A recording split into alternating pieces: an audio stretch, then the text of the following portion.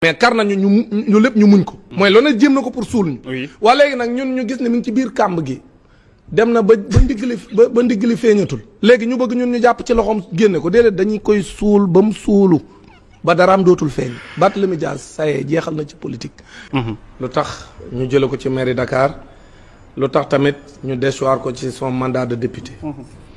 Pape Matar décision préfet bi nga xam da koo sukkandiku ci lu leer.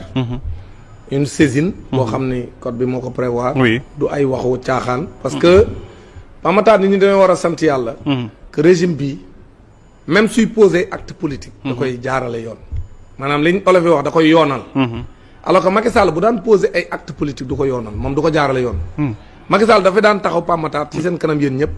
ñu bëgg a def sunu conférence de presse. mu tere ñu ne du ngeen ko fi defee. ci seen i sièges yi ngeen moom.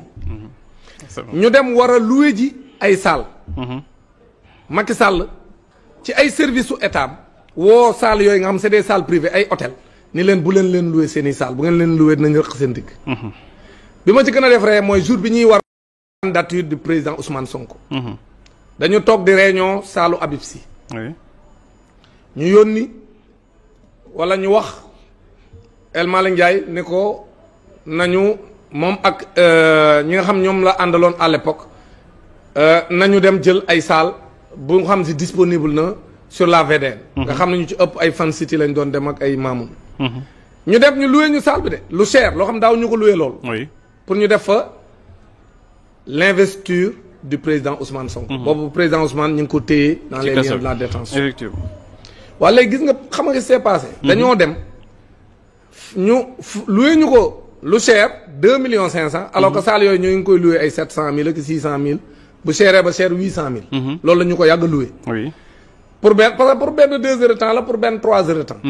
loolu nga daan fay 600,000 700,000 800,000. d'accord ñu ne 2,500,000 lañ koy loué ñoo xam ne kon am na galgal bu commencé am. ñu ne malgré ça Pape Matar ñu d'accord nañ. ñu ne ko d'accord nañ ñun dañuy fay 2,500,000 yi. xam nga lu ñu def. oui nag balaa fay ñu ne léegi ñoo leen jël seen xaalis loué tuñ leen yow gëm nga ni ab hôtel. bon ab saalam da koy loué 600,000 wala 700,000. dinañ ko fay dinañ ko fay 2,500,000 pour 3 heures de temps mu ñëw rek delloo xaalis bi noonu te amul benn pression. yow gëm nga loolu yow Pape Matar ci ni ma la xamee. gëm ma ko moom. waaw léegi. ñun loolu jeex na ci réew mi. ku bëgg a dem ci hôtel demal ci hôtel. ku bëgg a marchal. ku bëgg a dem maire nekk maire nag. voilà maintenant nag ma ñëw ci maire bi problème ni ñun. li ñu def. c'est simple. li tax ñu nangu mandat ñu démissionné loo ñu constaté la démission. oui parce que la démission. soit yow lay doon wala ñu démettre la. dañu constaté la démission suivant l'article 277 du code électoral. oui loolu kenn werantewu ko à part ñi ma dégg ñu wax ko kasaaw effectivement l'article 277 du code électoral dit de façon claire. qu'un conseiller municipal boo xam ni dañ la daan boo xam ni dafa dem ba ca cëppaandaw la. dañ lay dindi ci sa poste bi nga xam moom nga nekk conseil municipal. loolu luñ mën a wax ndax élégance ak yooyu loolu du droit man je parle droit. droit nag bu ñu koy wax mooy les lois et règlements. oui code yi ci lañ bokk. yëpp lépp loo xam dañ koo teg muy tëralin boo xam ñun ñëpp dañ cee war a tënku. code bi li mu wax lu leer la article 277 bi dafa laal Barthélémy Dias ñoom xam nañ loolu moo tax ay jegeñaaleem sax dañ naan. lii du élégance politique. élégance politique nag du droit yow d'accord nga ci ak man j'espère. léegi nag maintenant comme code bi leer na ni. déchoir bi.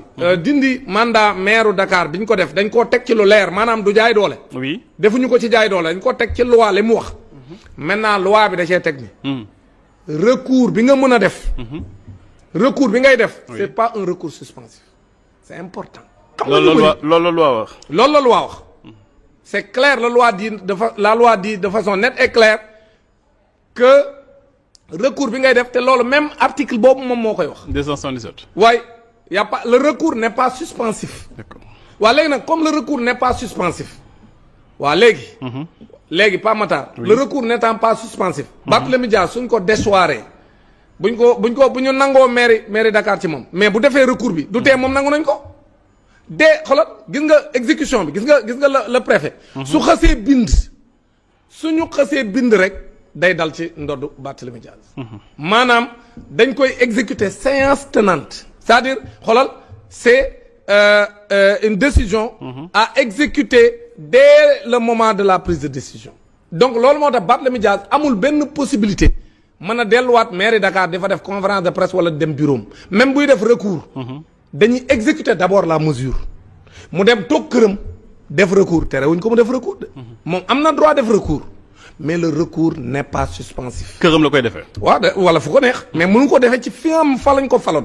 mais lu tax kon ñu bàyyi ko mu dugg la décision est définitive. lu tax ñu bàyyi ko mu dugg ba pare ba commencé. non non loolu xam nga ay manquement wu. carence la waaw mën na nekk. le manquement wu man loolu effectivement je me suis posé cette question. c'est-à-dire que pour man dès l'instant que mesure bi jël nañ ko. oui mais xëy na ñoom dañoo jàppoon ne moom comme xam na texte yi li mu wax te nangu nañ mandat bi démission bi c'est constaté par l'autorité administrative. donc dañu jàpp ne xëy na Barth xam na ay droit am. xam na lan la loi wax. kon du dem foofa feneen lay dem def fa conférence de presse man ñoom jàpp naa ne ñoom loolu lañu jàppoon. maintenant peut-être loolu moo indi retard bi. mais daam gis nañu presse bi di dugg ñoom ñu ngi fa woon taxaw gis nañu Barthélémy di dugg ànd ak ay nitam lan moo tere woon signal benn ñu ni que carrément fii doo fi dugg monsieur le maire parce que nekk doo maire xamul tax parce que Pamata régime bi nekkul di jaay doole. ah loolu du jaay doole. non dama lay expliquer non régime bi nekkul di jaay doole. xam nga bu doon Macky Sall la. bu dee suba la ñu war a dindi mandat wu Barthélémy Dias. ca guddi ga lay dem installer dispositif de sécurité. bu doon Macky Sall la. mais régime bi du doxale noonu parce que régime bi nekku fi di jaay doole. ñun dañoo jàpp rek ni Barth xam na ay droit am te droit am li mu wax mooy le recours n'est pas suspensif. comme le recours n'est pas suspensif. moom suñ ko xësee démettre. oui par l'autorité administrative dootul amati benn sañ-sañ di dem ci bureau parce que jëlee nañ ko fa. parce que décision bi dès que préfet bi jël ko léegi day nekk en vigueur. d'accord léegi nag moom lépp lu mu ca tegaat léegi bu ñu ko xasee may benn fan mu dellu fa di def conférence de presse. kon mën nañ koo may beneen fan tam mu ñëw toog bureau di liggéey. c'est-à-dire que il faut que la mesure est exécutoire séance tenante. Dès l'instant que l'autorité administrative a pris la décision de démettre Barthélémy Dias fondée sur la loi. nga xam ne moom moo ko wax ni moom. dañ koo daan bu dem ba ca cëppaandaw ba. comme daan nañ ko daan bu dem ba ca cëppaandaw ba moom mënatul a nekk maire de Dakar. kon loolu du jaay doole mais dañ koo sukkandiku ci loo xam ne du nguuru président Diomaye moo ko daan. encore une fois. daan boobu Macky Sall moo ko daanoon ba pare téye ko. ni du ko exécuter te pourtant mënoon na ko exécuter. mais Macky Sall da koo téye ni du ko exécuter. di ko xuuxale à chaque fois di ko xuuxale. voilà maintenant nag. da ko doon xuuxale mais nangu ko exécuter à chaque fois Barth bëgg a def dara mu koy xuuxale. waa léegi nag régime bii moom.